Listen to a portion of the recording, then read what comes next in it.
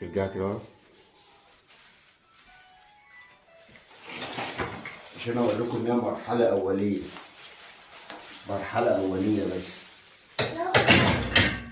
مرحله اوليه عشان اعمله.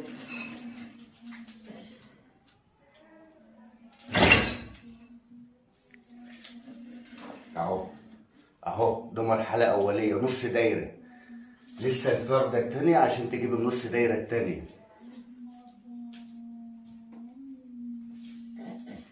اهو مرحلة أولية. ما بقولش أنا ما بتكلمش كلام وخلاص. مش طالع إن أنا آخد ترند أو آخد لايكات من حد أو الكلام ده. أنا بتكلم على شعب بيعاني من غلاء الأسعار. بتكلم عن واحد لو مسافر مصر بيدفع له 30 40 جنيه، لا ده انا هدفعه ممكن يدفع 10 20 جنيه. اللي رايح المنصورة بيدفع 4 جنيه و5 جنيه، لا انا هدفعه جنيه. انا ما بتكلمش على حاجة كده، انا بتكلم على غلاء اسعار نازلة علينا واحنا في ايدنا ان احنا ننقذ نفسنا.